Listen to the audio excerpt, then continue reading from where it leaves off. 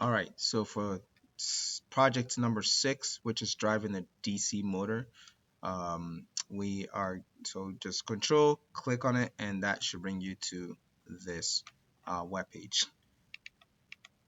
Now, the links over here can also be found in the YouTube video. Even though it says retired, that's fine. We're still going to use this.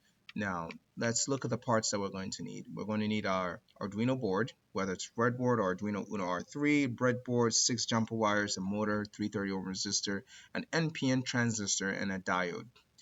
Now, let's see. So this is what it's going to look like. So now, before anything, let me actually just come over here and all right, so this is my previous project that I worked on. So let's go back and let's start a new one. So what I did was I clicked over here and circuits, create circuits. And then let's get our Arduino board, R to rotate. We also have our breadboard and our DC motor. It looks a little different, but it's the same thing. And then we have our NPN transistor. All right, there we go, NPN transistor. And what else? Well, we need one 330 ohm resistor and a diode. Let's look for the diode. Here's our diode, and here is our resistor, 330 ohm resistor. All right, so we'll have this over here. Now let's scroll down and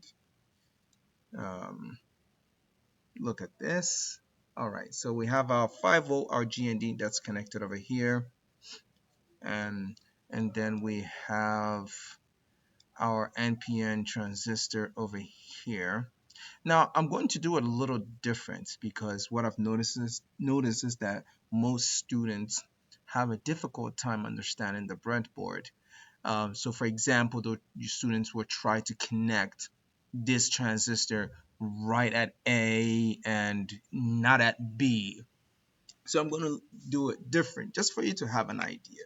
So first let's connect these two wires and then let's find some place to put our transistor. So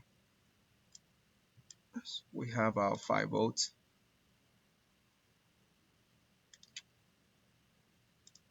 And my wiring is not going to be that clean. All right, red. Again, GND doesn't matter which GND port.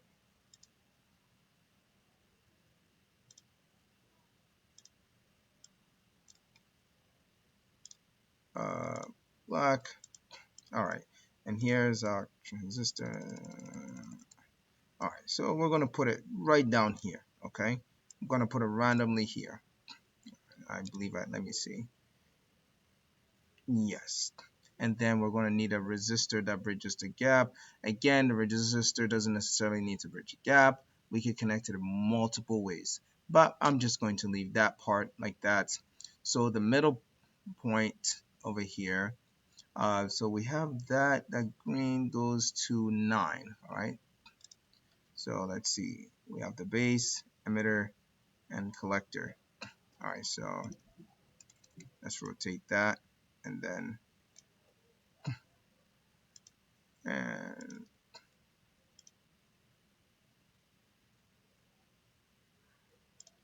I believe it goes to 9.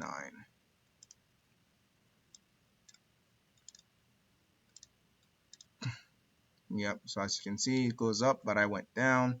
And then this pin goes to GND.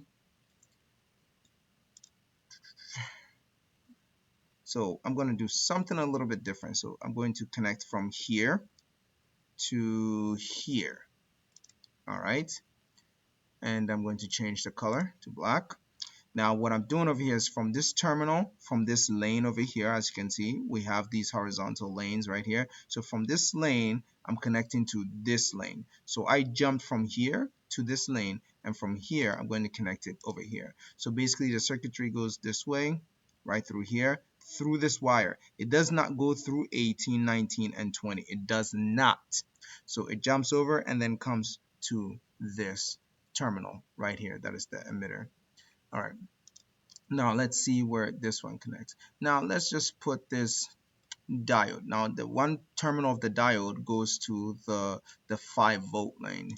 So let's bring this over here. And as I was saying, let's move it to the top a little bit. And this goes here. Let me change that just to be consistent. And then what else? The other terminal goes to um, the other terminal of the transistor over here. So that would be, so from here I'll just connect it to here, and let's make this orange. All right, so again, this jumps over, it jumps over 24 and the rest and connects all the way to 29. All right, so these are not connected because it jumps over, as you can see, and then comes to 29. All right, now the next, now this over here is connected to one terminal of the DC motor, so it doesn't really matter which one from what I recall. So I'm going to connect it from here and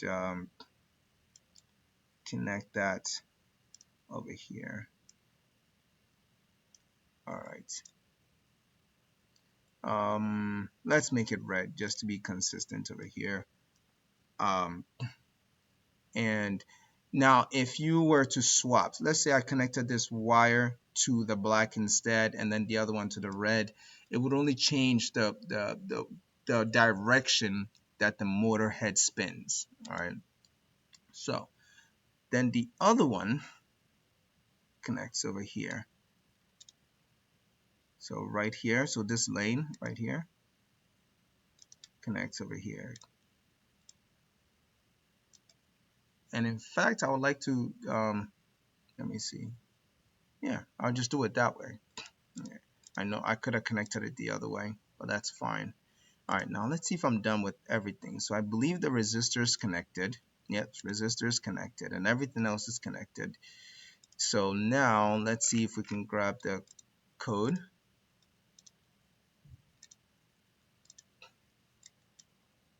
Whoops, I didn't click on it. I can't click, it seems. All right, Control A, delete everything, and then paste. And then let's start simulation. Let's see if this works. As you can see, it's spinning in the negative on the other direction, I would say. You see negative 1485 rotations per minute. Now, if I was to switch that, let's move this over here. In order to move it, I have to first click on the wire and then I grab the dot and then just move it over here. All right, so I just swapped it out. Now let's look. Again, you see how it's spinning the other direction? It doesn't say negative anymore. So that's what basically happens when you change it. Change the wire.